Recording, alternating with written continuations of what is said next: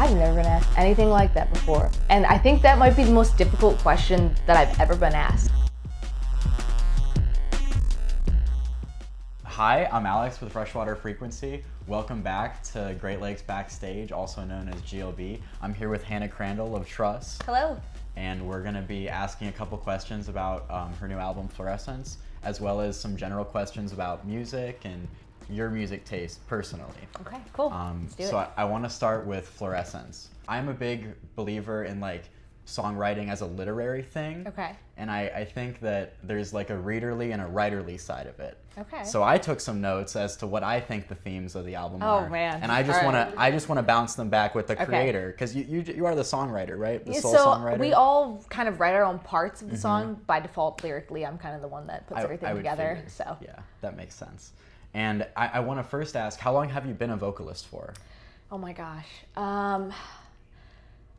The first band I was ever in, I think I was 14 or 15. So it's been, 10 plus years. I didn't really take it seriously until TRUSS came along, Gotcha. But I've been singing on a stage for a decade. Gotcha. It's kind of crazy. I feel really old saying that. Have you been writing for the same amount of time? No, I have not. Gotcha. I really didn't write songs until TRUSS came along. So TRUSS is my first writing experience, honestly. Yeah. And has it been a big shift to go from singing other people's lyrics to singing your own? Yeah, it is. I think I always thought that songwriting would just come naturally because I like to perform and I'm in a band and I sing and I have the guys and we all kind of bounce ideas off of each other. But songwriting is actually difficult. It takes a lot of skill and a lot of you have to be willing to put a lot of emotion into it and just it's very new, I think, for not just myself, but for all of us. And TRUSS is kind of the first real experience that I've had writing. The bands that I was in prior were mostly cover projects, or the original band that I was in high school, I kind of just walked into, and a lot of those songs were written without me. Gotcha. So TRUSS is my first real deal, writing project. And what would you say the division of labor really is with songwriting between you, Eric, and Holden? So I think we all kind of handle our own parts, which is cool. So Eric actually does both bass and guitar for us. Bass is his primary instrument. That's actually how we met him. He came in as our bassist. Holden always, handles his own drum parts. I always tell people that Holden is kind of he's the production guy. He forces Eric and I to kind of look at things in a different light. And he's always pitching new cool ideas about songwriting and trying maybe a different, key for this song or a weird little fill in this place or, oh, how about we do double time here? And he's that guy. He puts the sprinkles on everything. I noticed. Yeah, one of the best things about TRUSS, in my opinion, is I'm a big categorization guy, but I hate to box you guys in because you do have such a progression or such a progressiveness and so much groove. Thank you. And yeah, if he's a big contributor of that, kudos to him for sure. We all come from a little bit of a different background. So Eric grew up listening to the kind of rock that TRUSS plays. I never grew up listening to any of this stuff. I grew up on the 80s pop. And then Holden comes from a blues background. So I think with the concoction of the three of us and, everyone kind of handling their own part, it makes TRUSS what it is, I think the synthesis of those ideas is I think it's noticeable in your guys' music. Oh, thank you. Yeah. The poppiness you definitely hear the blues progressive rock influence, and you hear that that grunge. Yeah. And I know on your Instagram you guys call yourselves post-grunge. We do, and yes. I love the vibe that people have around post as So an do I. Yeah. That was all Eric. I have to credit him with that. He's because it happens all the time where we think what are we? And in a lot of ways I don't like to put a label on what we are. Because I think, especially on FLUORESCENCE, all of the songs cover a large variety of genres, but post-grunge is the coolest thing. So we're going to call ourselves post-grunge. And there's definitely, you can tell there's a vibe shift in different songs. Oh, yeah. The transition into Concession Stand Definitely. is it mellows out a little bit, Yeah. and you get a little bit of breathing room with the falling action of the album. Absolutely. And again, that goes back to the literary analysis aspect of it. I love to think about albums, especially the more conceptual ones, Yes. as a flowing narrative that you can follow, the rising action, the climax, and then the epilogue. I always used to tell people, when you listen to a record, when you listen to it front to back, the artists arrange those songs and those transitions in such a way that it's supposed to be listened to front to back. So if you're listening to your albums, listen to them start to finish in Yeah. full, for sure. And we wanted to be really fresh when we were on our way, so we listened to Fluorescence Nice. today, just so we would have the lyrics and the ideas close to head. But I wanted to run through a few of my favorite songs off the album and just talk about the themes and the lyrics absolutely. and maybe where it came from, whether it was you, Eric, Holden, and just sort of like talk about it from the reader's perspective and from the writer's perspective. That'd be awesome. Starting with Headlock, I think there are a lot of themes of like being isolated or like running through your own head and overthinking things and coming to conclusions over the course of like a cycle of just thinking and thinking and thinking. And I remember, or I know in the lyrics that you come to a resolution at the end, and it's like you can tell that it kind of is a good opener because it lays out the theme of the album, in my opinion, which is emotional cycles of your life and how you break out of them. And like that's crazy. That's what I think. I mean, you're pretty much dead on. Yeah.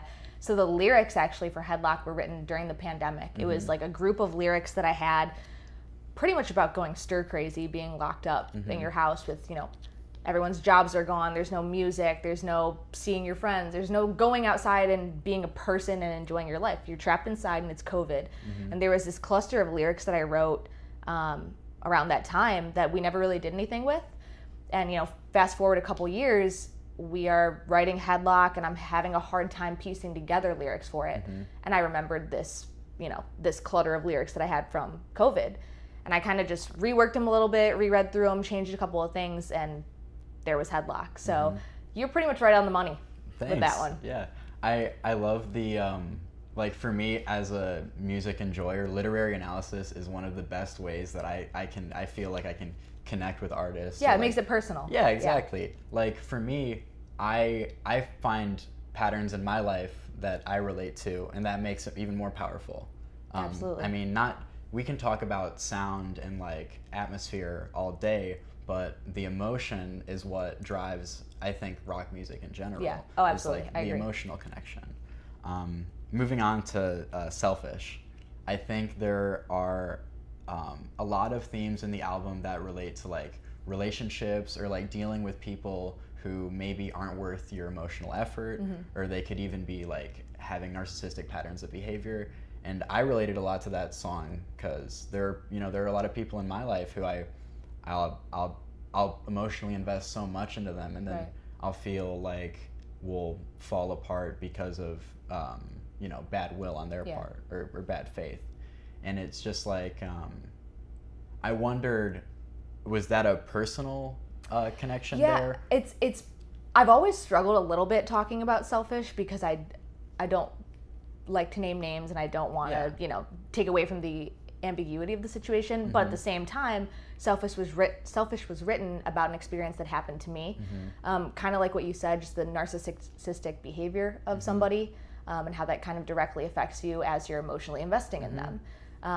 And long story short, I had a really great relationship with someone in the industry, and being a woman in the industry is already hard enough. And by the end of this multi-year, friendship that I had, I pretty much learned that this person was just using me, and wanted to be with me rather than support me. And they disrespected me and my relationship and a whole bunch of stuff. And I wrote Selfish when I was pissed off, quite frankly, at this person, at this narcissistic behavior that this person who I thought was my friend, was showing me. I don't talk to that person anymore. And Selfish is doing well, so that's great. I think it's a win-win. I think one of the themes of Selfish is that it's about coming to terms with that person and realizing that like it's okay to have that emotional investment, but it's also important that you move on and you recognize that they're not good for you.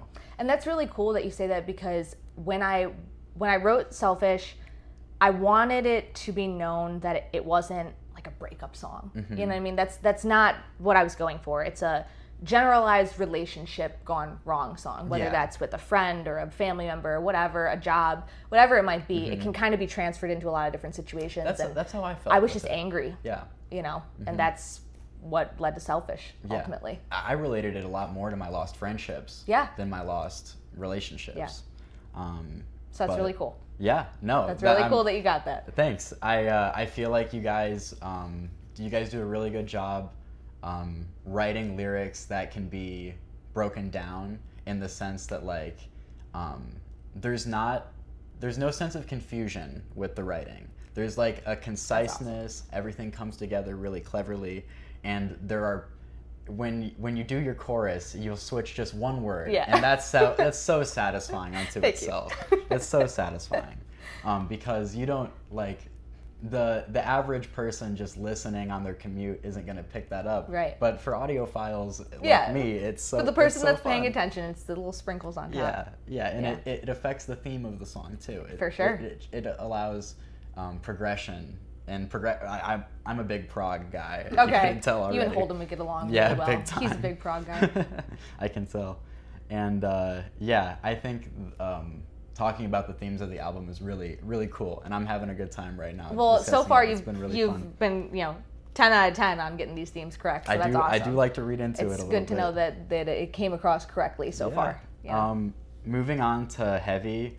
I think what I got out of it were that there were themes of like life coming down on you and feeling like things are sort of like out of control, or maybe that things which are out of control are sort of impeding you in life. And I also got like there are thoughts about like reflecting on the past and moving forward to the future, being eager to move forward to the future. So Heavy is it's rare that I get to talk about what Heavy is about.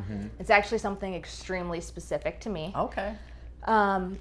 So about a year ago, my dog was diagnosed with stomach cancer, and I spent the whole summer taking care of her, and it was miserable. It was a miserable experience, and she was my childhood dog. So I got her for my 13th birthday. I'm now 28, so I had her, up until I was 27 years old.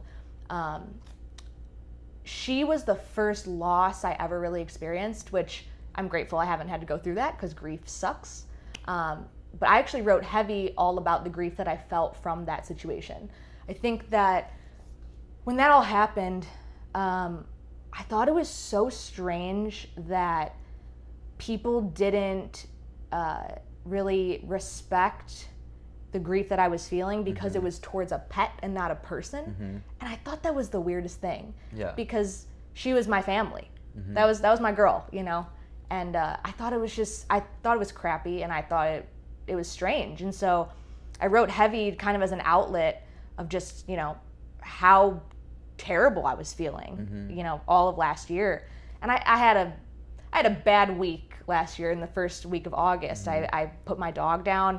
The next day my car was totaled. I had like this really terrible string of bad luck days.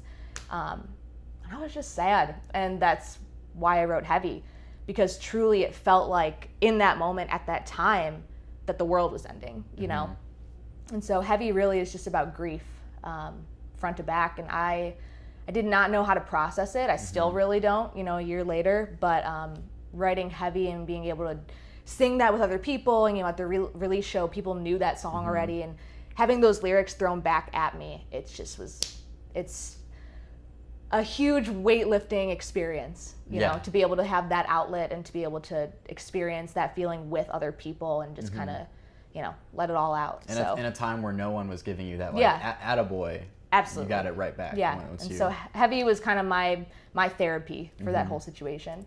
Yeah. So. Songwriting as a means of expressing yourself and coping is probably like where some of the most powerful lyrics come out. Music is therapy. Yeah, big time. And all that stuff that was happening, I mean, I think a lot of people don't really understand that the friendship you can have with an animal can be just as fulfilling as with a person. Absolutely. And I just thought it was so strange. People would be like, "Oh, she was just your dog. Like, get over it." And I'm like, do you know how much it sucks to watch a person or a pet or anything suffer with you for the rest of, you know what I mean? It's like I never got to give her the chocolate ice cream and do all the cute little things that you want to do at the end of your pet's life, whatever.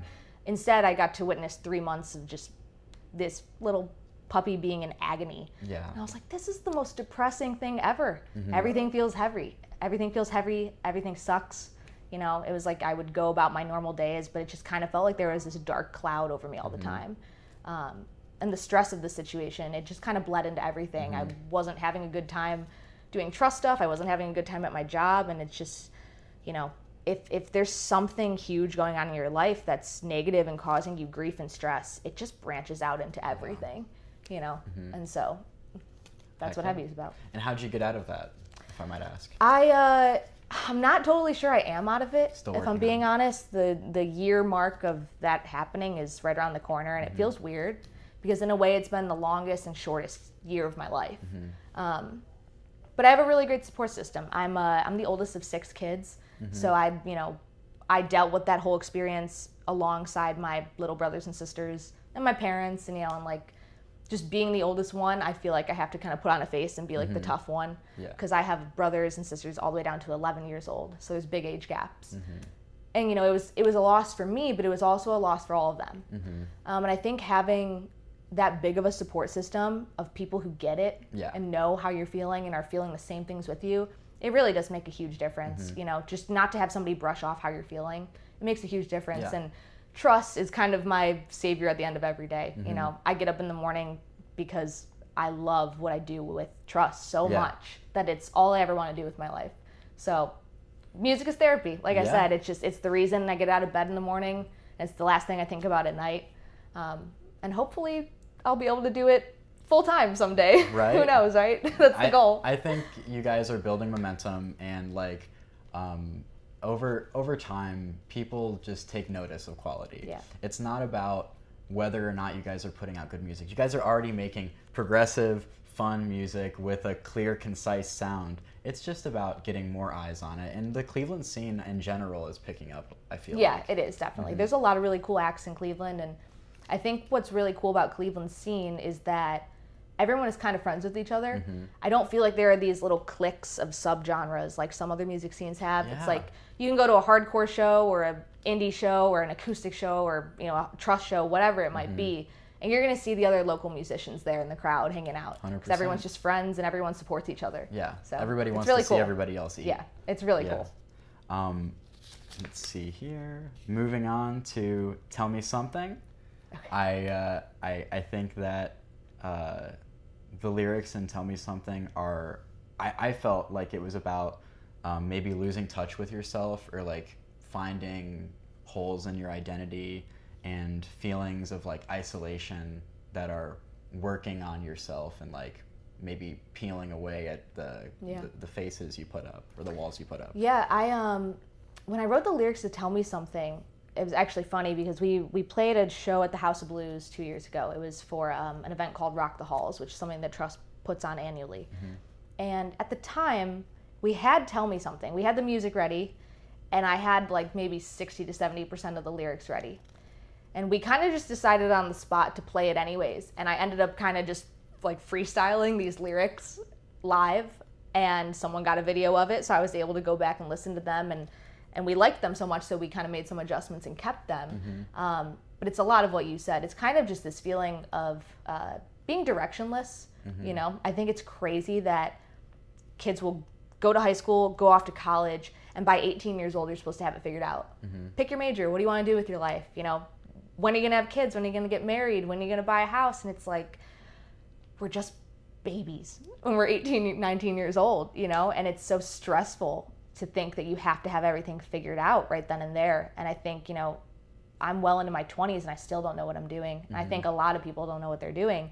And Tell Me Something was just me searching for the place that feels like home outside of home, just feeling very directionless and very just confused on who I was or what I wanted to be, Yeah, that I always feel like with sort of, I think it's really cool that the lyrics were codified as they were. I was sweating so much when I was doing that live. I'm like, what should I say next? Freestyling is not easy for anybody. I don't think I'm ever going to do that again. It was very stressful, but I'm glad it worked out. The like the feelings of like not understanding yourself or not knowing your direction. I relate a lot to that personally. I mean, me and Ben are only 20, so it's like I'm always being asked like, "What's your major? Where do you go to Where do you go to school?" And I'm like, "What's next? I don't go to school. I don't even know what I'm having for breakfast tomorrow. Yeah, like, how am I supposed to know? I'm just trying to do me. Yeah, I'm trying to figure myself out. Live in the moment. And I mean, this has been such a good outlet for me. I love the interviews. I love talking to artists. I love like being on the ground, so to speak. It's such a cool feeling of like just being on ground zero of all these really cool. of all these amazing acts, which I think like. Maybe I'm being optimistic, but I think a lot of the acts that we follow are gonna go places. Cleveland has a lot of talent. Yeah. We are not short of talent, that's for sure. 100%. We just need more camera guys. Seriously. We need way more camera guys. Everybody wants to be an emo act. Nobody wants to be a camera guy. But the themes of Tell Me Something are I really like the themes of identity. I love like the rolling feeling of not knowing what you need to do to progress, but needing to progress. Right. And I got pretty deep into my notes, but I don't want to drag this out too long for you. Moving on to my album theme summary. I think that Fluorescence is an album about reflecting on yourself. It's an album about realizing your cycles of behavior that aren't working for you. And it's an album about breaking free of those cycles and moving on to greener pastures. This is so cool. Like, I never get to hear very directly what people think. That's like how this, I feel about which it. The whole album is just introspective, you know? It's pretty much what you said. You just worded it a lot more elegantly than I'm doing right now. But it's a very introspective record, you know? From start to finish, I think I was in my own head about everything. And I just hope that people can relate to these themes, you know, and make them personal to themselves in the same way that I did on this record. I think everybody should be free to interpret what they like, or how they feel about the album. You know, I'm sure that my interpretation is just one of myriad shades that are reflected in your fan base. I really think that like people need to think about albums more. People need to, you know, observe the concepts with, especially a progressive group like you guys, with so much groove and so much like ideas floating around, so much. There's a lot to unpackage if you pay a little bit of attention. 100%. Yeah. And even the transition from your early work to now, it's a lot different. In my opinion, it's night and day in my opinion. 100%. You guys are heavier now. You guys are fitting more into that like grunge area, and that's all I care about. Yeah, I know you guys are pushing for more progressive, more heavy, more interesting music, and we're only more excited to see what TRUSS is going to put out. That makes two of us. Yeah. My final line of questioning is this: who do you imagine when you see a TRUSS fan? Like, what kind of person do you envision when you see a TRUSS fan? I've never been asked anything like that before. And I think that might be the most difficult question that I've ever been asked. And it doesn't have to be a look. It can be a feeling. So something that I think is really cool about TRUSS shows, and if I'm not mistaken, you guys were at the release show, so I guess you can you know, call me out or back me up on this. But I think something that's really cool about TRUSS shows is that when I'm on stage and I look into the audience and I kind of scan through and see who's there, there is no one type of person. It's one of the most diverse crowds I've ever seen. You know, there are people out there who are in like their sports gear and kind of like the jock looking people. There's people out there with their, you know, tie-dye hair, and it's so diverse. And I think that's such a cool thing, because the ultimate goal of TRUSS and, you know, people coming to our shows and getting to know us and hearing our songs is that we want you to show up, let go, and have a good time and make some new friends while you're there. You know, like TRUSS is a safe space for not just myself and Eric and Holden, but for everybody who's ever attended a show, for anybody who's ever listened to us. We're your outlet, you know, and we're your safe space. And I think seeing the diversity of people that come to shows means we must be doing something right. And when I think of a TRUSS fan, I guess that's kind of exactly what I think of. I just think of the person who is in the crowd, who maybe isn't having the best day, or is, and they just need a friend. and they just need an outlet, and that's why they're there. They just want to rock out and feel They just connected. want to headbang, get in a mosh pit, and feel better. And that's why they're there. You know, that's the ultimate goal at the end of the day, is just to provide that outlet for people and make people feel happy and safe and comfortable, just like we do when we're on stage. Yeah, that is such a cool thing of you to say, because I feel like the origins of this kind of rock and roll, this like garage, grunge, all of it comes from the like concert halls of the 60s, right, where where outcasts and anybody could come in and just be themselves. And it was like, to hear you say that, I immediately made that historical connection, because it's so cool that to this day rock and roll is still about feeling accepted. It is. And it being in a is. community. That's the goal at the end of the day. Yeah. You know, me, Eric, and Holden are most at home when we're on stage, and I hope that everyone in the crowd feels the same way. Yeah, I 100% feel accepted. And a little sweaty, I but love you'll TRUSS. be good. Yeah, a little moist. But but it's fine. So, I'm Alex with Freshwater Frequency. Thank you so much, Thank Hannah. you so much. Absolute pleasure. Yeah. Anything else, Ben? Are we good? No, I think that's amazing. Solid. Woo! Those are good.